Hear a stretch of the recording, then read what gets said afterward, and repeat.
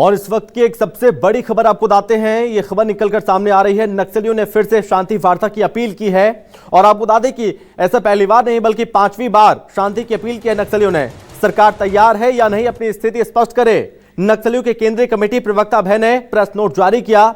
शांति वार्ता के ऑफर पर तेलंगाना की प्रतिक्रिया को बताया सराहनीय और कहा छत्तीसगढ़ के सीएम और गृह मंत्री ने नक्सली बातचीत को पूरी तरह तैयार किया।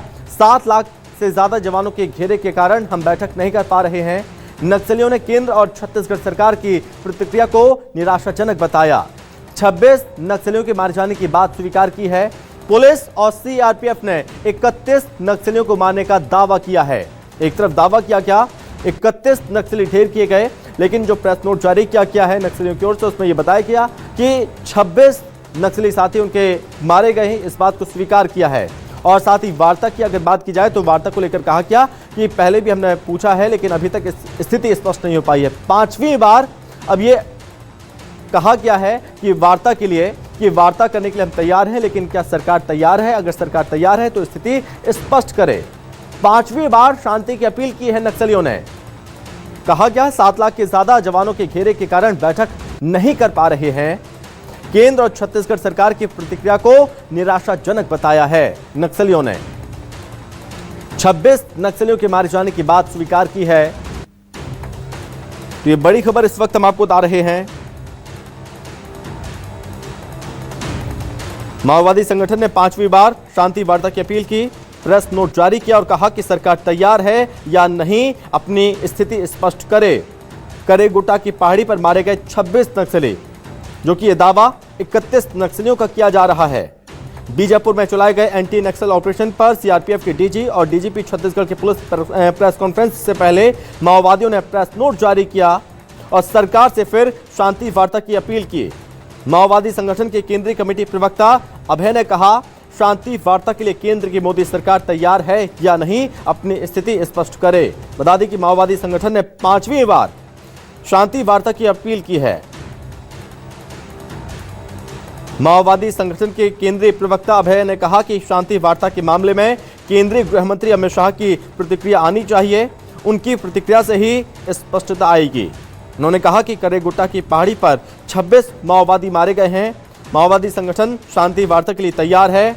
माओवादी संगठन हथियार छोड़कर मुख्य धारा में आने की बात करेगा, लेकिन माओवादियों के इलाके को 7 लाख से ज्यादा जवानों के घेरे रहने के कारण संगठन की बैठक करने में असमर्थ रहे हैं।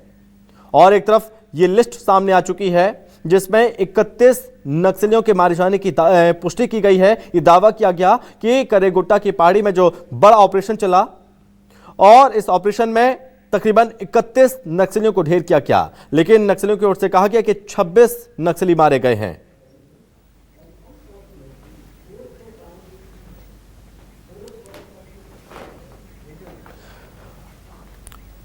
और इस पर बातचीत करने के लिए हमारे साथ डिप्टी सीएम और गृह मंत्री विजय शर्मा हमारे साथ जुड़ रहे हैं। सर बहुत स्वागत है आपका। जी धन्यवाद सर। एक तरफ प्रेस कॉन्फ्रेंस की गई और काफी चीजें स्पष्ट की गई हैं कि 31 नक्सलियों को ढेर किया गया, किस तरह से ऑपरेशन को चलाया गया, आप उसको लेकर भी जानकारी दीजिए। और साथ ही 5वीं बार शांति की अपील नक्सलियों की ओर से की गई है, क्या कहेंगे?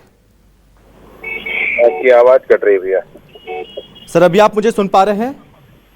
अभी सुन पा रहे हैं जी सर। प्रेस नोट जारी किया गया है नक्सली की ओर से और कहा गया कि 5वीं बार ऐसा है कि हम प्रेस नोट जारी करते हुए अपील कर रहे हैं कि शांति वार्ता की जाए। क्या सरकार तैयार नहीं है? स्थिति स्पष्ट करने की बात नक्सलियों की ओर से कही जा रही है, सरकार अपनी स्थिति स्पष्ट करे। नहीं, इसमें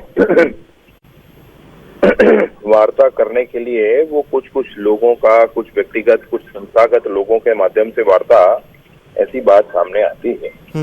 तो वो तो ऐसे लोग हैं जो कभी भी बस्तर के दर्द में सामने रहे नहीं, जिन्होंने छिंगावरम में मरने वाले, थोड़ा गांव में मरने वाले आदिवासी जो हैं उनकी कभी चिंता की नहीं। एर्राबोर में आदिवासियों को जिंदा जलाया गया, उन्होंने कभी चिंता की नहीं। दरभागुड़ा में आदिवासियों को मारा गया बस्तर के नक्सलियों के द्वारा, उनकी कभी कोई चिंता की नहीं। झीरम घाटी में छत्तीसगढ़ के नेतृत्व को वहां पर समाप्त करने की कोशिश की गई, उनकी उसको चिंता नहीं है। मणिकोंटा, रानी बोली, ताड़ मेटला, मैं क्या क्या कहूँ आपसे। उन सारे ही स्थानों पर किसी को उन्होंने कभी कुछ कहा नहीं, कभी चिंता व्यक्त की नहीं। आज अचानक आकर खड़े कोई हो गया और कहे कि राज्य की सरकारें सारी ऐसा ऐसा करें और केंद्र की सरकार जो है वो ऐसा करे। अगर कोई लोग आकर, कोई संस्था आकर ऐसा कहेगी तो कैसे स्वीकार्य है? तो चर्चा ऐसे नहीं हो सकती है। चर्चा माओवादी बात करना चाहे, चर्चा करना चाहे, जरूर बात होगी। न केंद्र की सरकार एक गोली चलाना चाहती, न राज्य की सरकार गोली चलाना चाहती। अमित शाह जी ने कहा, मैं हाथ जोड़कर आग्रह करता हूं कि आप मुख्यधारा में आए। मुख्यमंत्री जी ने कहा, मैं हाथ जोड़कर आग्रह करता हूं मुख्यधारा में आए। तो कहना यह है कि भाई इसमें इस चिट्ठी की ऑथेंटिसिटी को भी हमको चेक करना है और साथ ही साथ ये सरकार का रुख बड़ा स्पष्ट है इस मामले में। सरकार का रुख बड़ा स्पष्ट है। लेकिन सर, जब नक्सलियों की शामत आई है, लगातार ऑपरेशन पर ऑपरेशन चल रहे हैं और ऐसे में दबाव बढ़ा, तब नक्सलियों की ओर से बार बार अपील की जा रही कि वार्ता की जाए, वार्ता की जाए। इससे पहले इस तरह की चीजें देखने को नहीं मिलती थी। क्या लग रहा है कि दबाव है बहुत ज्यादा नक्सलियों पर, तभी बात कही जा रही कि वार्ता की जाए?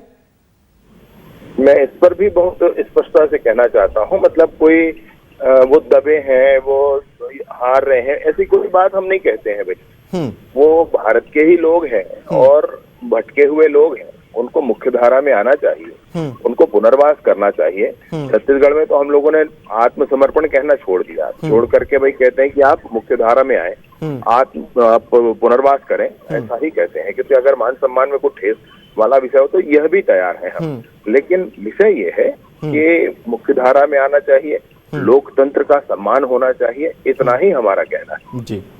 लेकिन सर, एक चीज बार बार कही जाती है नक्सलियों की ओर से, हम बातचीत के लिए तैयार हैं, लेकिन ये नहीं कहा जाता है कि हम बातचीत के लिए तैयार कैसे हैं। क्या फोन लाइन पर बातचीत होगी या फेस टू फेस बातचीत होगी, ऑन टेबल बातचीत कह रहा हूं कि इन्होंने अपने पत्र में जो यह भी कहा है, और कुछ लोगों पहले, कुछ दिनों पहले कुछ लोगों ने हैदराबाद में कुछ बैठकें की। उसमें व्यक्तिगत कुछ लोग थे, कुछ संस्था थी और संस्थाएं थी। अब वो कहते हैं कि राज्य सरकारों को ऐसा करें और केंद्र सरकार, मैं वही आपसे कह रहा हूँ। तो ये लोग कौन हैं जो बस्तर के दुख में कभी खड़े हुए नहीं, आज अचानक बात करने खड़े हो गए? इनसे कोई बात नहीं हो सकती है। हाँ, माओवादी बात करना चाहें तो बात हो सकती है, उनको प्रत्यक्ष इस विषय पर चर्चा करना चाहिए, बात करना चाहिए और अपनी बात रख करके और आगे बढ़ना चाहिए। अब हम क्या माने सर कि आगे बातचीत होगी जल्दी, या जल्दी ऑपरेशन देखने को मिलेगा? देखिए, बस्तर के कोने कोने तक भारत के संविधान को पहुंचाने के लिए सरकार प्रतिबद्ध है। बस्तर के कोने कोने तक, पूरे छत्तीसगढ़ के कोने कोने तक विकास की गंगा बहाने के लिए छत्तीसगढ़ की माननीय विष्णुदेव साय जी की सरकार प्रतिबद्ध है। माननीय अमित शाह जी ने मार्गदर्शन किया है, उन्होंने संकल्प लिया है, उस पर सब जुट कर काम करेंगे, पड़ेगा, सब करेंगे जी। सर, चर्चा की अगर स्थिति बनती है तो जरूर चर्चा करेंगे जी।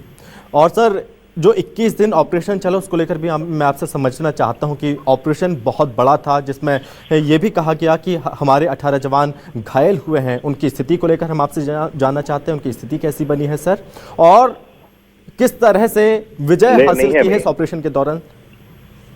जी, 18 जवान घायल नहीं है जी। यहाँ पर है, मैं आज ही मिलकर आया हूँ, नहीं एम्स में, और 4 ही जवान हैं यहाँ पर। एक जवान आज हमारे और आए हैं, इनको द्वारा बिछाए हुए IED ब्लास्ट से परेशानी हुई है, उनके पैर में परेशानी हुई है। तो ये जवान है और ये दिल्ली में है अभी। वो CRPF के, कोबरा के और बसरिया बटालियन के हैं जी। तो इसमें कारेगुट्टालू पहाड़ पर जो कार्यवाही हुई, उसमें 31 बड़े नक्सली मारे गए हैं, और उसमें सारे मेंबर, मतलब बटालियन के भी मेंबर हैं, PLGA के, DKSZC के हैं, TSC के हैं, CRC के हैं, वो सारे लोग हैं। उनका बड़ा हेडक्वार्टर हुआ करता था वो, उसमें बहुत सारे उनके आर्म्स, एम्युनिशन सारे थे, लेथ मशीन थी, बहुत सारा राशन था, रसद था, वो सब कुछ खत्म किया है हमारे CRPF, STF और DRG के जवानों ने। मुझे बड़ा गर्व है इन सारे जवानों पर, और हृदय से इन जवानों के शौर्य को मैं प्रणाम करता हूँ। बिल्कुल सर, ये पराक्रम है जवानों का, जिस तरह से लोहा लिया इन नक्सलियों से।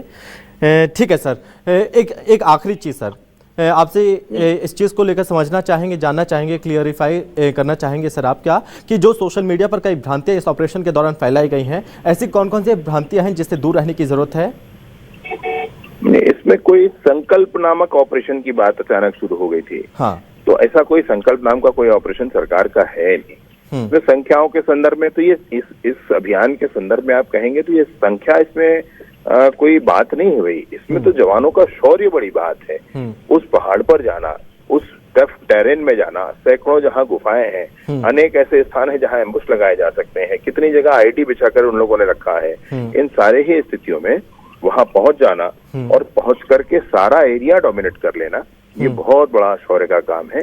और 31 नक्सलियों को ढेर कर देना वहीं पर, जबकि कोई भी एक भी जवान हमारा हताहत नहीं हुआ है, तो ये बड़े शौर्य का काम है। इसमें मैं यही कहना चाहूंगा कि किसी संकल्प नाम का कोई अभियान, कोई संख्या इधर उधर, ये ऐसा सब कुछ इसमें ना पढ़ करके ये बड़ी स्पष्टता है।